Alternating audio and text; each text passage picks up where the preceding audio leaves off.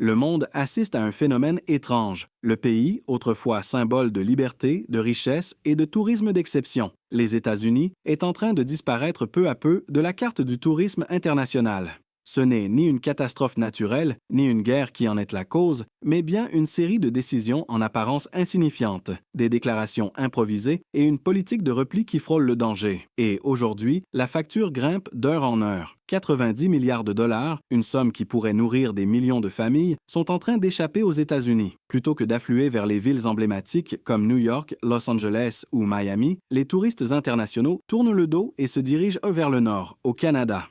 Ce pays, longtemps resté dans l'ombre du géant américain, s'impose désormais comme la destination la plus en vue de la planète.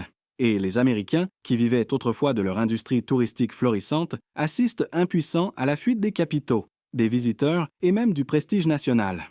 Cette chute ne s'est pas produite du jour au lendemain. Mais à l'image d'un compte à rebours inexorable, chaque seconde qui passe creuse un peu plus les fissures dans l'édifice touristique américain. Les signaux d'alerte étaient là depuis longtemps, mais personne n'y a prêté attention. Des hôtels vides, des vols annulés, des boutiques de souvenirs désertées. Ce ne sont plus de simples incidents isolés. C'est le résultat d'une succession d'erreurs politiques, entamées à l'époque où Donald Trump a fait irruption sur la scène politique avec son slogan « America First ». Derrière ce vernis de patriotisme, la politique étrangère de Trump a envoyé un message glacial aux marchés touristiques les plus lucratifs pour les États-Unis. Personne n'aurait pu imaginer qu'une simple boutade, qualifiant le Canada de 51e État américain, puisse déclencher un boycott massif du tourisme américain par la population canadienne. Et pourtant, c'est ce qui s'est produit. Quand même les voisins les plus proches se sentent insultés et ne veulent plus venir dépenser leur argent aux États-Unis, que peut-on attendre du reste du monde? En quelques mois seulement après cette déclaration, le nombre de visiteurs canadiens aux États-Unis a chuté de près de 20%. Et ce n'est pas qu'une affaire de susceptibilité nationale. C'est un manque à gagner de plusieurs milliards de dollars pour des États qui dépendent du tourisme. La Floride avec ses parcs à thème et ses plages, la Californie avec la Silicon Valley et ses parcs nationaux, New York avec Broadway et ses gratte-ciel. Tous subissent de plein fouet ce revers sans avertissement. Le choc ne s'arrête pas à la frontière nord. En Europe aussi, la méfiance envers les États-Unis s'installe. Les agences de voyage constatent une baisse de la demande de séjour américain de 15 à 25% selon les régions, tandis que les réservations vers le Canada explosent, parfois à 2 chiffres. De Paris à Berlin, en passant par Madrid, les familles réservent désormais leurs billets pour Toronto ou Vancouver, plutôt que pour New York ou Chicago. Pourquoi? Parce qu'elles ne se sentent plus les bienvenues, parce que l'image des États-Unis est désormais associée à l'instabilité politique, à la violence armée et à des débats polarisants sur l'immigration, loin du rêve américain d'antan. Quand les touristes internationaux ne se sentent plus en sécurité, ils n'achètent pas de billets, ils ne dépensent pas, et cela se produit à une échelle telle que même les plus grands groupes du secteur ne peuvent l'ignorer. Le PDG du groupe Accor, présent dans tout le territoire américain, a d'ailleurs tiré la sonnette d'alarme. Une baisse de 17% du nombre de touristes européens représente, selon lui, une tendance inquiétante. À l'heure où les économies mondiales tentent de se relever après la pandémie, le faux pas des États-Unis devient une opportunité en or pour les pays capables de s'adapter. Le Canada en est l'exemple parfait. Il n'a pas eu besoin de grandes manœuvres. Il lui a suffi de montrer qu'il est accueillant, sûr et respectueux des visiteurs. Ainsi, pendant que les États-Unis complexifient l'obtention de visas, le Canada simplifie ses démarches d'entrée. Pendant que les médias américains sont submergés par les fusillades, le Canada diffuse l'image de villes paisibles, dynamiques et multiculturelles. 2 pays sur le même continent, partageant une langue principale, mais l'un se referme dans la tension, l'autre s'ouvre dans la bienveillance et le sourire.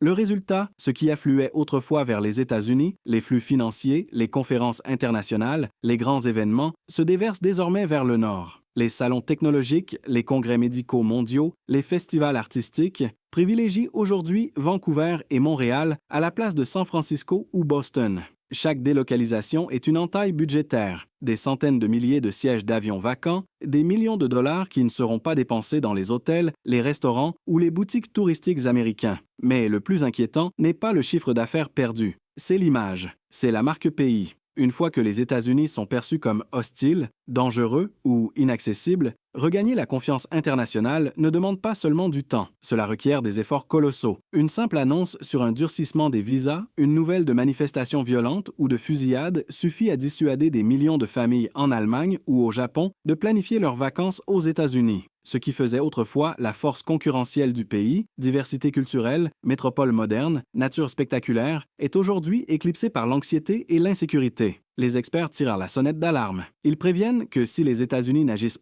pas rapidement, s'ils n'engagent pas un plan sérieux pour redorer leur image internationale, les pertes deviendront irréversibles. Et il ne s'agira pas seulement d'une industrie touristique sinistrée, c'est l'influence globale du pays qui sera compromise, sa capacité d'attraction culturelle affaiblie et la confiance des peuples autrefois fascinés par le rêve américain définitivement perdu. Le plus ironique dans tout cela, il ne s'agit pas d'une catastrophe naturelle ou d'une crise économique mondiale. C'est une blessure auto-infligée, causée par des politiques migratoires rigides, des discours clivants et un mépris grandissant envers des alliés de longue date. Quand on construit des murs au lieu de bâtir des ponts, on finit seul. Et dans l'univers du tourisme, être seul signifie être déserté. Mais une question cruciale reste encore sans réponse. Si cette tendance se prolonge sur quelques années, l'industrie touristique américaine peut-elle survivre? Quand chaque avion international change d'itinéraire, chaque sommet mondial raye les États-Unis de la carte, et chaque famille de la classe moyenne européenne ou asiatique choisit le Canada ou le Japon plutôt que les États-Unis. Ce n'est plus un choix individuel, c'est une fuite collective face à une identité nationale en plein effritement. Et lorsque les touristes s'en vont, ils n'emportent pas seulement leur argent, ils emportent aussi l'avenir professionnel de millions d'Américains. Employés hôteliers, chauffeurs, guides touristiques, personnel aéroportuaire, vendeurs de souvenirs, tous observent une baisse continue de la fréquentation. Un petit restaurant à Miami peut perdre jusqu'à 40% de son chiffre d'affaires simplement parce que les groupes de touristes français habituels n'y viennent plus. Un aéroport international en Californie commence à supprimer des vols vers l'Europe faute de réservations suffisantes. Ce sont là des fissures visibles, indéniables, dans une architecture de service autrefois jugée intouchable. L'effondrement ne survient pas toujours dans le fracas. Il peut aussi se produire en silence, étape par étape, à travers une suite de décisions mal avisées et de politiques à courte vue. Lorsque le regard du monde sur l'Amérique n'est plus teinté d'admiration mais de prudence et de méfiance. Les dommages ne se mesurent plus seulement en points de PIB, mais en capital de réputation qui s'érode. Pendant ce temps, le Canada continue d'attirer compagnies aériennes, investisseurs et chaînes hôtelières internationales. Ce qui était autrefois acquis pour les États-Unis change de cap. Air France augmente ses vols vers Toronto, Lufthansa réduit ses fréquences vers Chicago.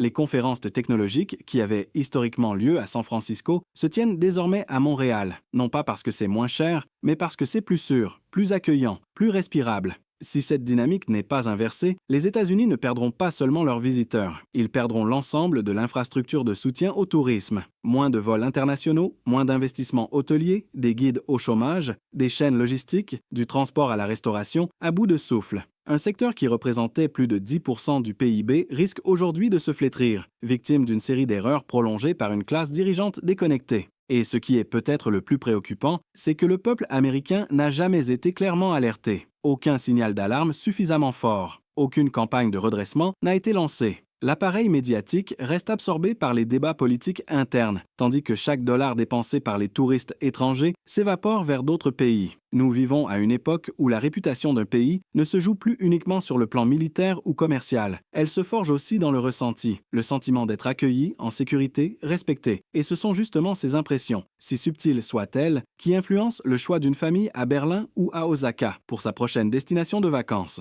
La vraie question n'est donc plus de savoir si les États-Unis peuvent non se redresser, mais combien de temps il leur reste pour stopper cette chute avant qu'il ne soit trop tard. Avant que le regard du monde ne se détourne, définitivement. Et vous, qu'en pensez-vous? L'Amérique saura-t-elle se relever à temps et inverser la tendance? Ou continuera-t-elle de regarder le Canada, lui ravir silencieusement, mais sûrement la couronne du tourisme mondial? Si cette analyse vous a fait réfléchir, soutenez-nous en cliquant sur « J'aime », en vous abonnant à notre chaîne et en partageant cette vidéo. Car dans l'univers du tourisme, le temps ne fait de cadeau à personne et chaque décision d'aujourd'hui pourrait bien déterminer l'économie de demain.